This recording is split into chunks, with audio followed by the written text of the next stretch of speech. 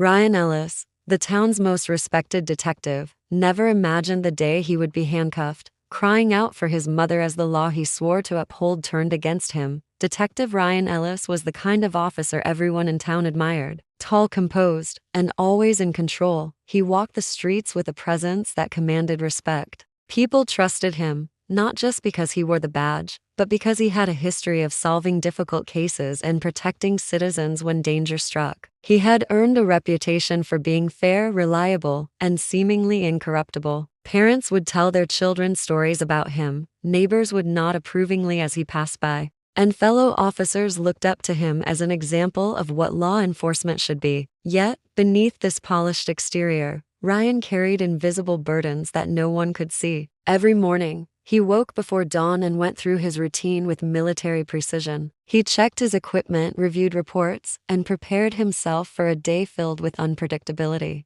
On the surface, everything appeared normal. He smiled at passersby, helped elderly residents with their groceries, and handled petty disputes with calm authority. But there were cracks in the facade. His eyes sometimes carried a subtle shadow of exhaustion, his hands would tremble slightly after long nights, and occasionally, he would disappear into his office for hours, lost in thought. These moments were brief, but they were enough to hint at the hidden storm inside him. Ryan's private life was a mystery even to those closest to him. He lived alone in a modest apartment, rarely inviting anyone over. He avoided social gatherings and spent weekends walking aimlessly through empty streets or staring at the ceiling for hours. There was a restlessness that no commendation or promotion could soothe, a pressure that came from years of witnessing the worst of humanity. Each case left a mark, each tragedy weighed on him. Over time, the burden grew heavier, and the once unshakable officer began to feel the first tremors of something dangerous brewing inside him. Even at work, small signs of strain began to surface.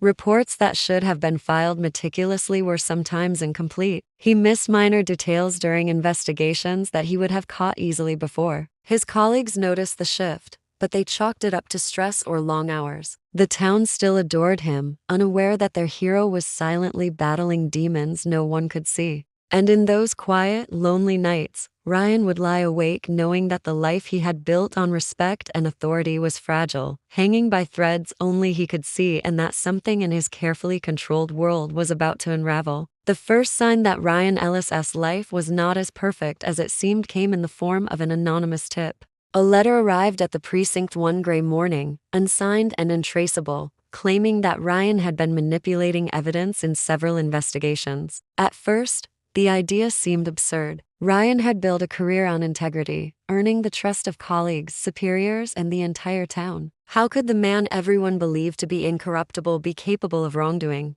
Yet, the tip demanded attention, and the higher-ups quietly began to monitor his actions, reviewing old cases, checking records, and comparing reports for any irregularities. As investigators dug deeper, cracks started to appear. A review of surveillance footage revealed Ryan at a location he insisted he had never visited, the timestamp contradicting his official report. Documents he had filed showed inconsistencies that could not be ignored, small but significant errors that hinted at intentional manipulation. Then came the financial irregularities, unexplained money transfers, and sudden withdrawals that did not match his modest lifestyle. Each discovery added weight to the growing suspicion, forcing even Ryan's closest colleagues to question what they had always assumed to be true. The town remained oblivious to the storm building behind the precinct walls. Neighbors continued to wave as Ryan patrolled, parents still spoke highly of him, and local businesses relied on his presence for safety. On the surface,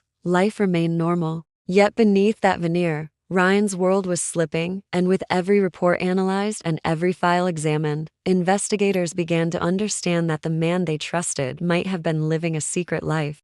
Even Ryan himself could feel the tension rising. He noticed the subtle glances from colleagues, the way conversations paused when he entered a room. He knew he was under scrutiny, yet he refused to break, determined to maintain control. Behind closed doors, though, he wrestled with fear and guilt, trying to rationalize actions that were becoming harder to justify. Every day, the net of suspicion tightened around him, and the carefully constructed life he had presented to the world threatened to collapse. What had started as small hidden compromises in his work now loomed as potential evidence of a much larger betrayal, and the realization that exposure was imminent gnawed at him relentlessly. The tension reached a point where Ryan could no longer separate his public persona from his private struggle. The pressure became suffocating, the weight of lies unbearable, and the line between hero and criminal blurred in his mind. Each step he took was measured, calculated, as he tried to stay ahead of the investigation, knowing that one misstep could lead to ruin.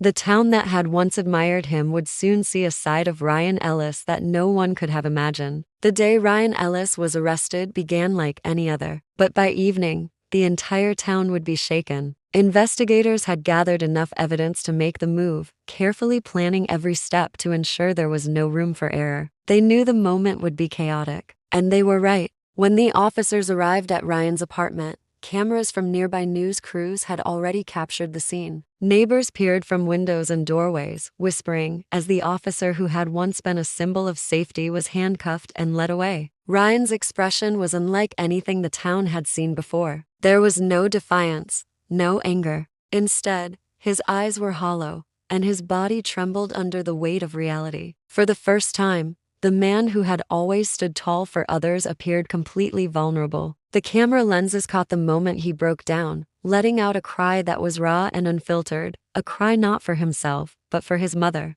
She was the only person in the world who had raised him with unwavering love and discipline, the woman who had shaped him into the man everyone admired. That cry, desperate and haunting, seemed to pierce the air, leaving an impression on everyone who witnessed it. As Ryan was led into the police vehicle, reporters and bystanders struggled to reconcile what they were seeing with what they had believed. The officer who had once saved lives, solved crimes, and inspired trust was now the subject of the very investigation he had spent his career upholding. The town's perception of justice and morality wavered in that instant. Families whispered in shock, business owners closed their shops, and colleagues stood silently, unable to process the man before them. Even those who had once been his closest friends began to feel a creeping doubt, wondering if the hero they had looked up to had truly been hiding secrets all along. Inside the station, Ryan was processed and questioned, but his thoughts were elsewhere. He kept thinking of his mother, imagining her reaction, the disappointment he feared. The badge he had worn with pride now felt like a weight dragging him into shame. Every step of the arrest seemed surreal,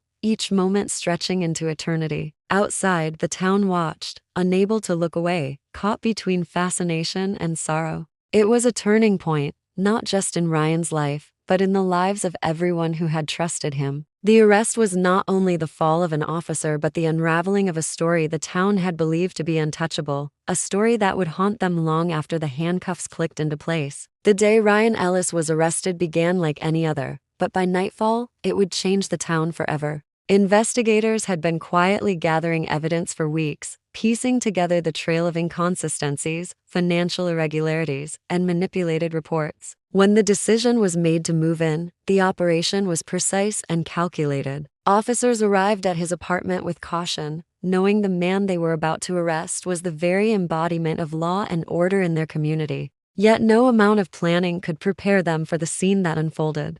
Neighbors had noticed the unusual activity, and soon a small crowd had gathered, whispers filling the air as cameras from local news crews captured every moment. Ryan, once a figure of respect and authority, stood at the doorway, his uniform immaculate but his composure slipping. For years, he had been the one to calm frightened witnesses, to take control in moments of chaos, but now all the strength seemed to have drained from him. His shoulders slumped, and a quiet desperation took over his features. When the handcuffs clicked around his wrists, Ryan let out a sound that startled everyone present. It was not the roar of defiance or anger, but a raw, vulnerable cry that carried a single, desperate name: his mother. It was as though, in that moment, all the years of pressure, fear, and secrecy collapsed into one unbearable release. The man who had always been a pillar of strength was suddenly exposed as human, fragile, and overwhelmed. The crowd watched in stunned silence, unsure how to reconcile the image of their hero with the man before them. As he was led away, cameras following every step, the town's perception of justice wavered. The officer who had once upheld the law with unwavering confidence was now at the center of a scandal that threatened to shake the very foundation of the community.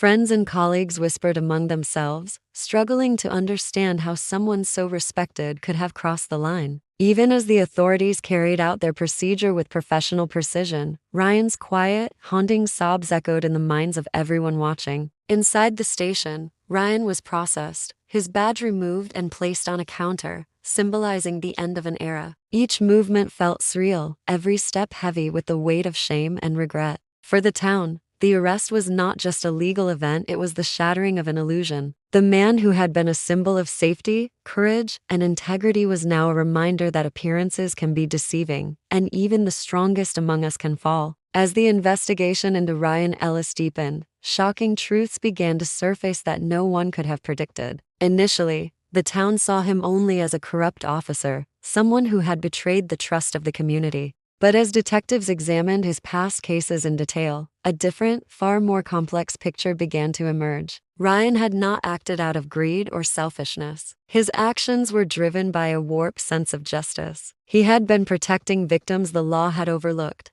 bending rules and manipulating evidence to ensure that certain criminals faced consequences while others were given a second chance. Every manipulated report, every misfiled document, and every suspicious movement that had once looked like misconduct now told a story of calculated intervention. Ryan had been carefully watching the justice system fail those who were vulnerable, and he had taken it upon himself to fix what the law could not. In his mind, the ends justified the means, and he convinced himself that the risk of exposure was worth protecting the innocent. Yet, even as he rationalized his choices, the danger of discovery loomed constantly over him. He knew that if anyone learned the full extent of his actions, he would be vilified, and yet he could not stop. The revelation of his motives left the town in turmoil. Citizens who had once admired him were divided between anger and empathy. Some saw him as a criminal who had violated every principle of law enforcement. Others viewed him as a tragic figure, a man forced to make impossible choices in a flawed system. The courtroom prepared for arguments that would question not only his actions but also the nature of justice itself. Philosophers and reporters debated whether Ryan's methods were heroic or immoral, and the debate spilled into the streets. For Ryan,